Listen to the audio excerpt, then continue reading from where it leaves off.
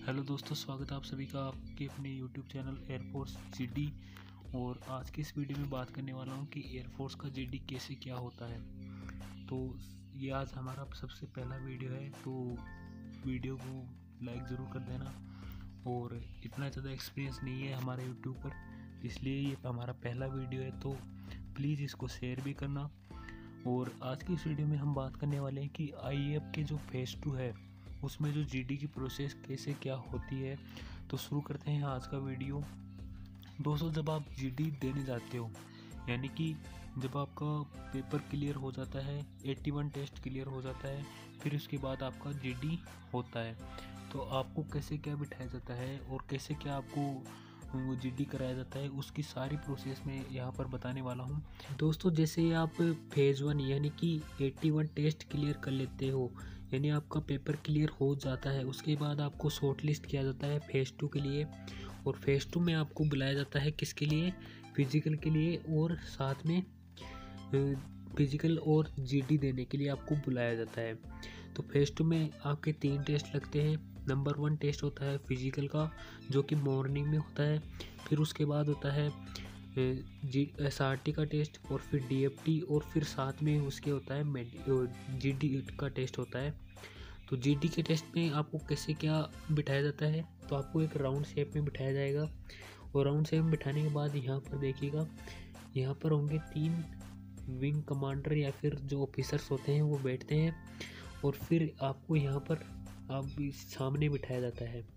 सामने बिठाने के बाद आपको एक पेपर पकड़ाया जाता है।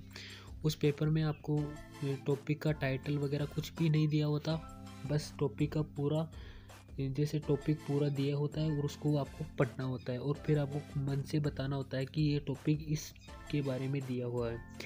उस टॉपिक के बारे में बताने के बाद आपको वो 5-5 मिनट के लिए सबको पढ़ने के लिए दिया जाता है। पढ़ने के बाद आपको अपना इंट्रो देना है। इंट्रो बहुत ही क्लियर देना है, और इंट्रो देने के लिए आपको सिर्फ ओनली 30 सेकंड का टाइम मिलता है, यानी कि 30 सेकंड में आपको अपना पूरा इंट्रो देना होता है। ये चीज़ का ध्यान रखिएगा।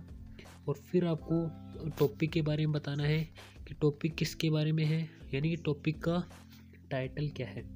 टाइटल बताने के बाद वो आपको पूछते हैं, उस टॉपिक के बारे में बताना है। फिर आपको 1 मिनट के लिए टॉपिक के बारे में बताने के बाद आपको बैठ जाना है। फिर ऐसे करके सभी का नंबर आता है, सभी का एक 1 बाय 1 नंबर आता है। 1 बाय 1 नंबर आने के बाद सबको फिर जीडी के लिए बोला जाता है कि अब आप जीडी स्टार्ट कर सकते हो।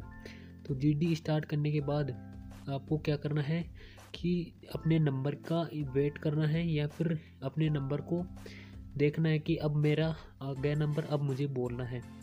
तो उस जैसे ही कोई बोलकर बैठ जाता है, तो अपना नंबर देख लेना है, भाई अब मेरा नंबर आ गया, अब मैं बोलूँगा। तो फटाफट से खड़े हो जाना है और बोलने लग जाना है टॉपिक के बारे में।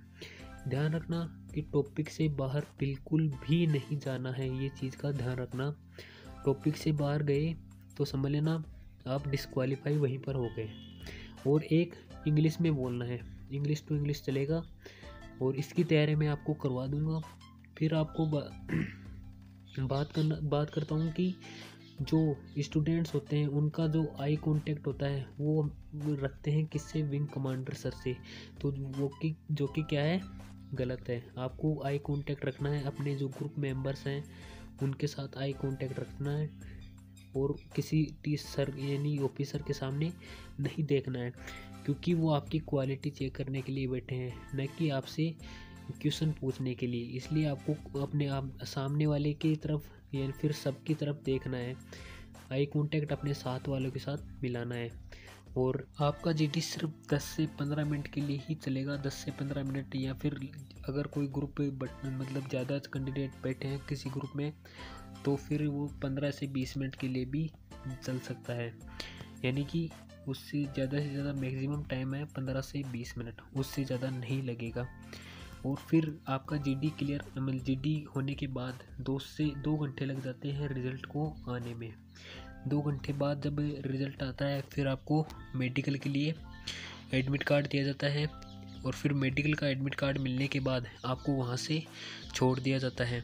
और इससे पहले जो कैंडिडेट्स के डाउट हैं वो मैं अभी क्लियर कर देता हूँ कि और क्या क्या डाउट्स होते हैं कैंडिडेट्स के। सबसे पहला डाउट है ड्रेस को लेकर।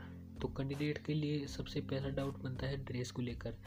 तो मोस्टली जब बात की जाती है तो सब कहते हैं कि वाइट तो ड्रेस होनी चाहिए और नीचे ब्लैक पैंट होनी चाहिए। तो ये कोई ज़रूरी नहीं है।